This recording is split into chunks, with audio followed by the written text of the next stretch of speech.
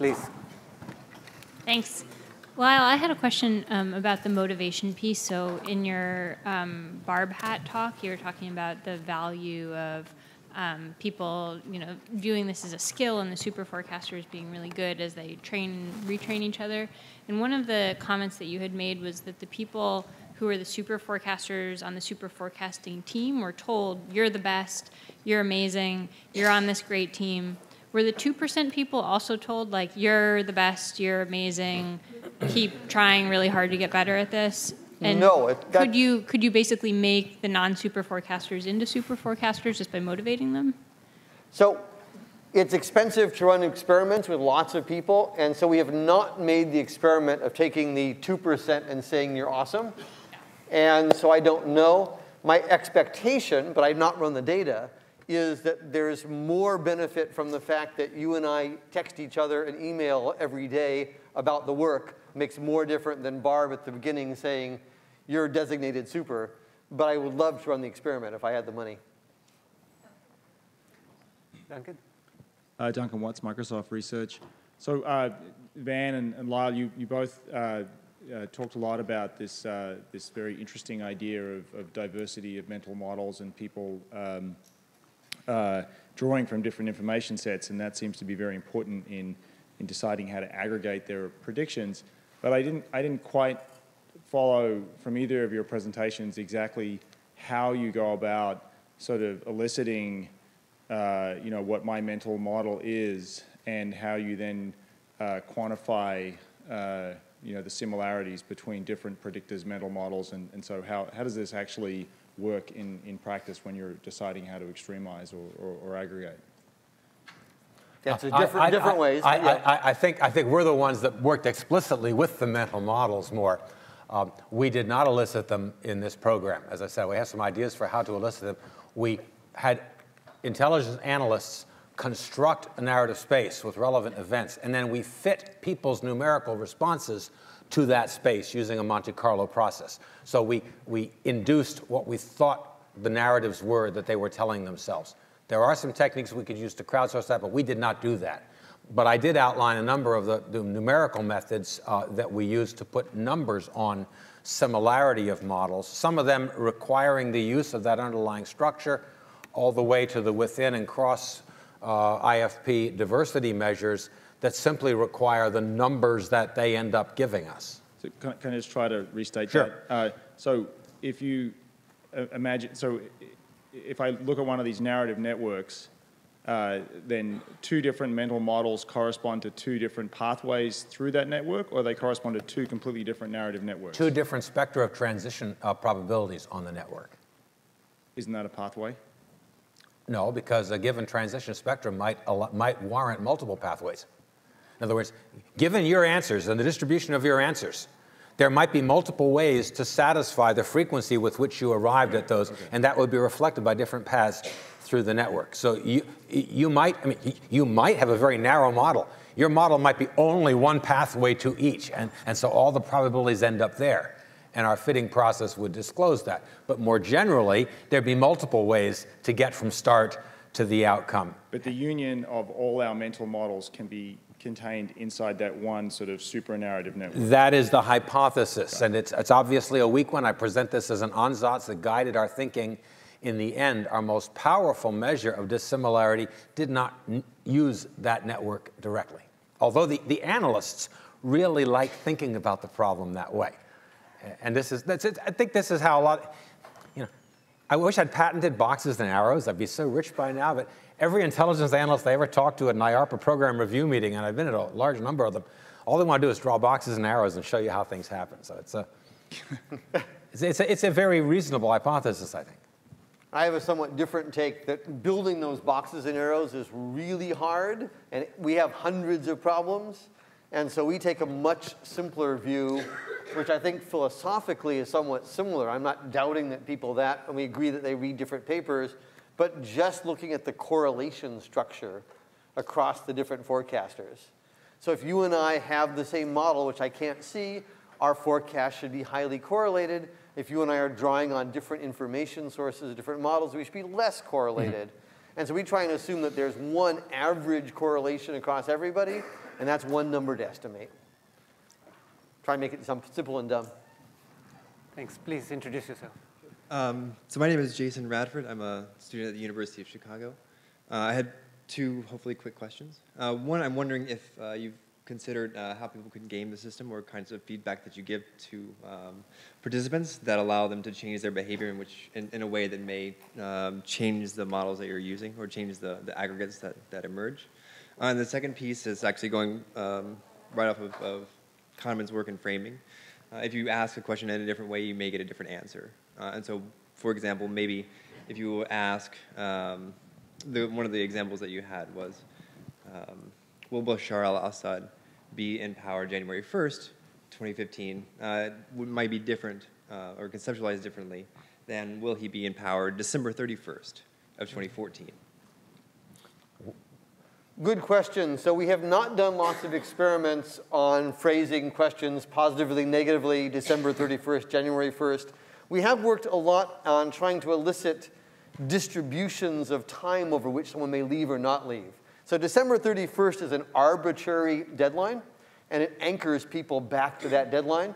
If instead you say, give me the probability of him being in power at each of some 4 dates you pick, 25% chance being out, 50%, 75%, that seems to give a somewhat better result. That's Don Moore at Berkeley, our collaborator, looking at continuous variables differently from artificially discretizing and anchoring.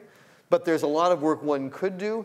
My hope is our forecasters are pretty careful thinkers. These are not mostly gut feeling, the guy's a bastard, he'll be out of here. They're reading the paper, they're thinking, in the teams they're discussing with people. My hope would be they wouldn't be too influenced by the formulation, but we haven't done the experiment. We've used one. Again, you could change only so many things at once. We've tried to change very few things.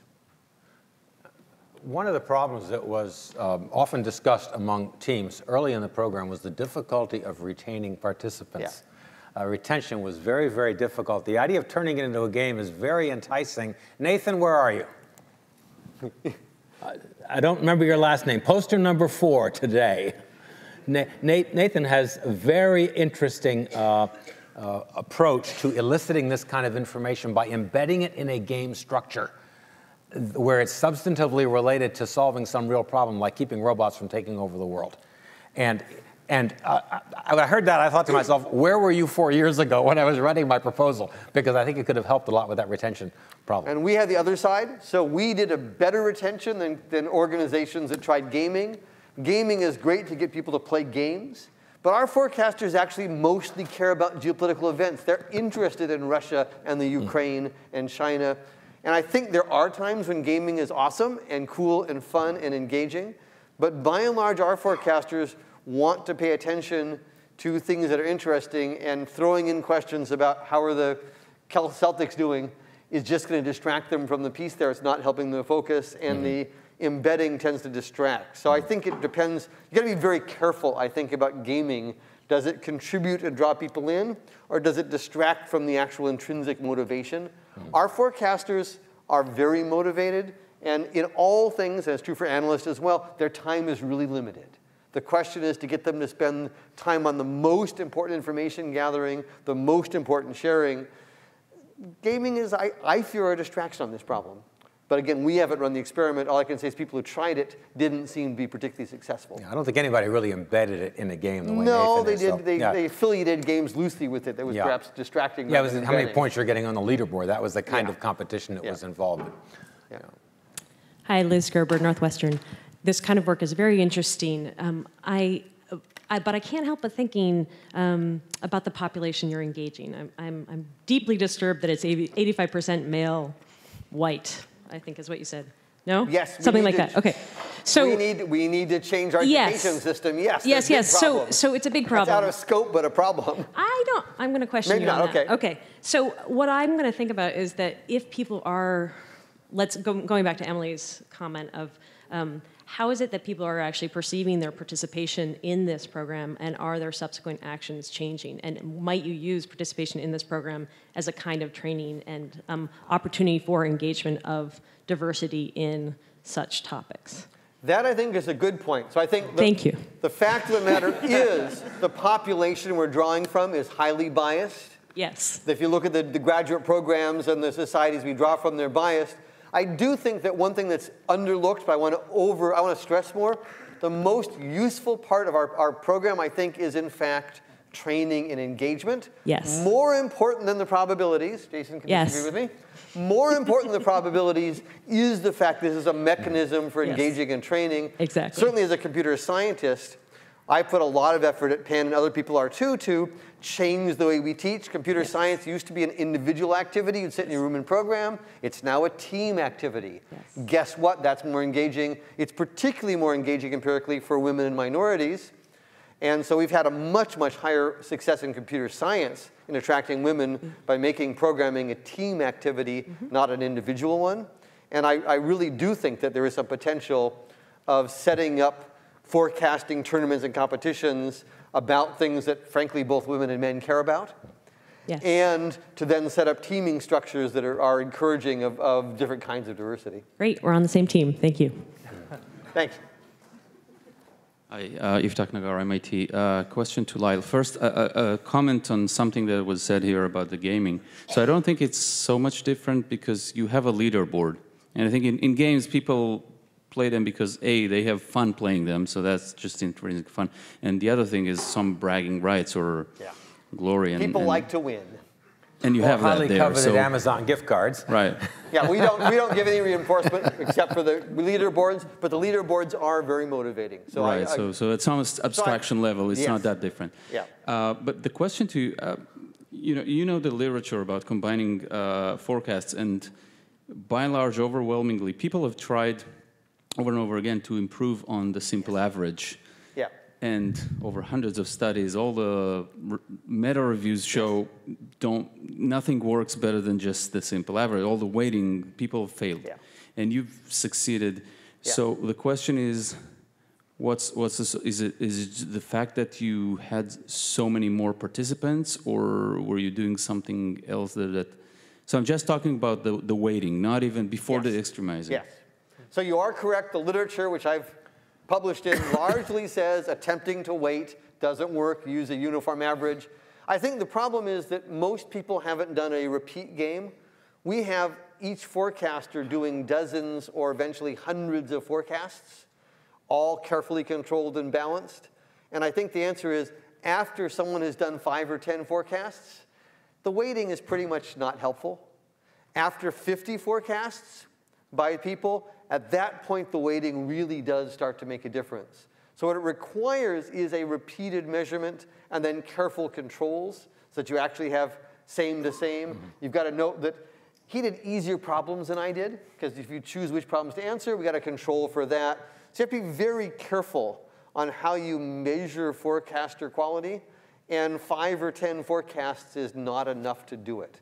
I think that's sort of the major piece that makes us different from earlier studies that, as you say, dozens of people have shown. I mean, Makrodakis back in the 70s. Right. Doesn't help. Bates and Granger in 16. Yeah. It's an ancient literature, back before I was cognizant, right? Yeah. But I think the answer is that the world looks a little bit different. But I think in many organizations, think the intelligence agencies, think investment banks, you got the same people making hundreds of bets. When you do, my claim is that over hundreds of bets, I can tell who's better and who's worse. I don't want to pick the best person. I'm a wisdom of crowds person. I want to average, in some sense, the top 20 or 50 is probably optimal for us, or some weighted combination. But it is the case that people have, over enough forecasts, a reliable pattern of, on average, being better. I think that's sort of bigger and very different from many of the much smaller, what can you do in 4 hours of estimates? Not the same as a year's worth. So I don't see anyone at the mics. Let me just ask a couple of questions there, both for Lyle. So one is, when you compare prediction markets to the other treatments, the individual versus the teams, you're doing a transformation, the extremizing for the forecasts, but you don't allow yourself the freedom to do any kind of transformation with the prediction market prices. Thank you. Excellent question. We tried lots of transformations of the prediction market prices. We tried extremizing. We tried averaging. We tried transforming. The prediction markets are amazingly well calibrated, and all of our wonderful work to improve them yielded statistically insignificant results. So somewhat to my surprise, the prediction markets were spot on, no excess volatility. It was really hard to find any tweak, and trust me, I would have done it, to improve the prediction markets. So that's why I didn't show them. I think that's interesting to know. And then finally, just to follow up on the very first question that was asked, the top 2 centiles of the performance distribution. So you found some regression to the mean for the second centile. Yeah. And then the difference between them and the first was, firstly, they were not congratulated and so on and so forth, but also they were not put into these super teams. Most importantly, the second percentile was mixed with everybody. Right. But I think it would be safe to assume that had this first centile been treated like the second centile, they would also have shown some regression to the mean. Is it fair to say that these effects are actually stronger than they appear? That in fact they're overcoming the regression to the mean that you see in the second centile, and then some. Yes, I agree. So I think had we picked the second percentile and treated them like the first percentile, and take the first percentile and mixed them with everybody else, what you'd have seen is the first percentile regressing to the mean, and the second percentile. So yes, I agree that the effects of the teams energizing each other is so big that it's overcoming the inevitable regression to the mean that would have occurred. So that's useful in interpreting the scale of the effect. Thank you, I think we have a couple more questions. Go ahead. Hi, Bill Foster from the University of Toronto and a former defense analyst. I have some experience with drawing lines and boxes and also in combining mental models to come up with decisions. And I'm all in favor of better predictions, but my experience has been in how you translate that to a decision maker, and if your research has done anything to look at convincing the person on the other side that this is a more rigorous prediction. Well, I'm happy to talk, but maybe Jason should answer this one. Jason first, and then others. I'll jump on this grenade. So we've done a little research in looking at the interpretations of probabilities and verbal statements that seem to imply probabilities with policymakers. And if any of you all have read a declassified national intelligence estimate, say the one regarding Iraq's purported WMD program, when that was declassified, I mean, now you can read the whole text online. And the text says things like, we consider with moderate confidence that it's highly possible that blank. It's very hard to know what probability is implied there. And that's true of many intelligence products. So we ran a series of experiments building on work of others going back decades to find out how analysts and policymakers interpreted intelligence products.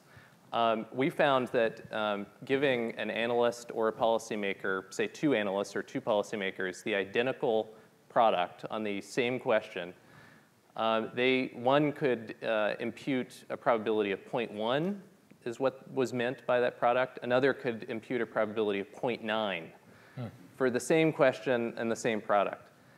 So there's a terrifying gap between the interpretations of these products. When we provide policymakers with actual probabilities, they really do understand what the probabilities mean. When you test whether they understand it in a way that allows them to make more rational bets, they are able to make more rational bets. So we've found not only that there are ways of improving the accuracy, but of improving the precision and comprehension of forecasts by using methods like those that Lyle's team succeeded in winning this tournament by. Did anyone else want to? Well, I would just comment that one of the things that attracted us to the idea of a narrative ansatz for a model is that the analysts with whom we interacted suggested that the ability to say to a decision maker, here are 3 different ways the world is unfolding, was very much in line with how decision makers think. Decision makers think about causally, this happens, this happens, this happens. Telling them a story is essential. And Nathan Diekman's work in his Oregon dissertation shows that if you just give people numbers, decision maker a number versus giving him a number plus a story, the story always is far more persuasive. It's being able to, so the idea that we could somehow fit the predictions into a narrative framework that would let us drive the decision-making advice was a strong motivator for us. I guess I would push back, though, on we don't always necessarily want to persuade, but inform. Well, I take that, yeah, absolutely. Here are 3 stories. Yeah. I think the other value of probabilities, first of all, training one, you learn when you were wrong. If you don't commit to a probability, it's hard to assess how well you worked. The other piece is we find it useful to look over our range of forecasters who give probabilities and reason for them. And if somebody is in the minority at 0.2 when the majority are 0.8, why are these people making this other piece there, this other prediction? So I'm a big believer in stories and qualitative analysis being critical, but I think it folds in beautifully with the probabilities. And if your qualitative story doesn't influence your probabilities, I'm not sure I believe it. And if you have qualitative and no probabilities, very hard, it's too easy to just make up stories. Absolutely. So I think the combination of stories and probabilities are good, but I think historically many organizations have lacked the rigor that comes from the probabilities. Yeah, and decision makers have often loved scenario analysis. I mean, they like nothing more than reading these, rich stories with lots of detail. But I mean, our experience has been that can often mislead decision makers. They'll assign too high probability to the narrative that's most compelling, that would make the best screenplay. Yeah, true. So we have time for 2 more questions, so Duncan, and then we'll finish. So one of the really powerful features of this particular contest, and going back to Phil's earlier work, is that you start with a set of predefined questions, and so you can ask you can force people to make a very testable predictions about those questions. But it also seems to me that when we look back in history at the things that we wish we had predicted successfully, a big part of the problem is that nobody even thought to ask about those predictions in the first place. They just weren't on people's radar, and that's why they sort of came out of nowhere and they seemed so, and they have such impact on our thinking. So how do you think about generalizing the scope of this kind of exercise to go beyond specifying probabilities about predefined events to eliciting, what should we be thinking about? What kinds of questions should we be asking people to make predictions about in the first place? Jason, isn't that what the SciCast activity is partly about? I was going to say, so Charles Torty in the middle of the room there with his hand up, he's working on a program for IARPA at George Mason University that has at the front end a system that's automatically continuously monitoring the scientific and patent literatures for signs that this is the right question to ask. And then that question is posted to a prediction market, scicast.org, in which then the human participants can generate forecasts for that question.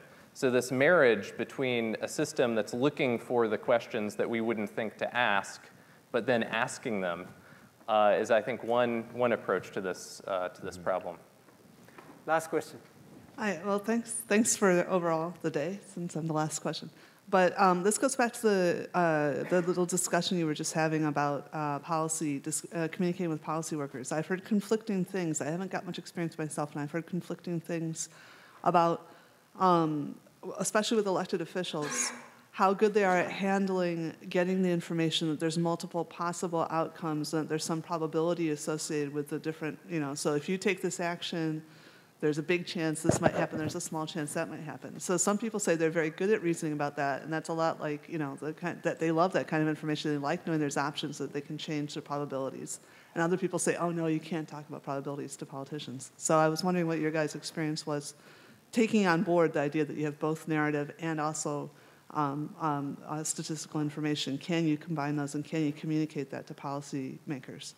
Well, in our approach, the narrative that would be presented would be directly derived from the probabilistic information. The two are intimately coupled.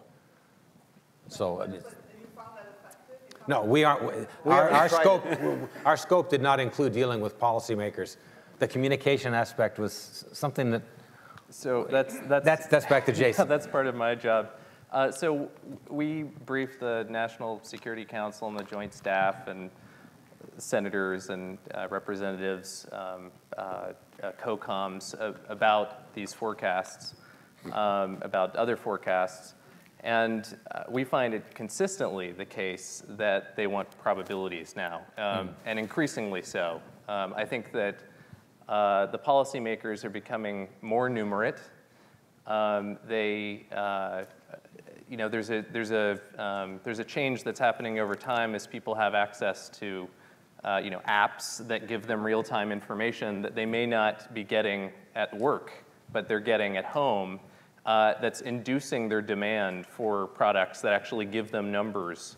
I think there's this expectation now that's much more common that they want a precise probability associated with an event as opposed to reading a 20-page report that's difficult to interpret. So I think we're finding that maybe the paradox of communication is true, that people prefer to receive information in the form of probabilities, even if they're uncomfortable giving probabilities. Intelligence analysts by nature are fairly reluctant to give probabilities, but we're finding that is also starting to change. I'd like to note it's not just intelligence agencies. Companies like Google and Microsoft have corporate cultures where numbers really do matter. If you're used to measuring click-through, or if you're in the financial industries doing hedge funds, there's a lot of organizations where probabilities are part of it, and it includes increasingly not just click-throughs, but these sort of geopolitical events for a multinational. So I think it goes well beyond just the public sector. This work's been public sector, but again, I want to make the pitch that these approaches and concepts are extremely general. So we have to stop there, but please join me in thanking the speakers.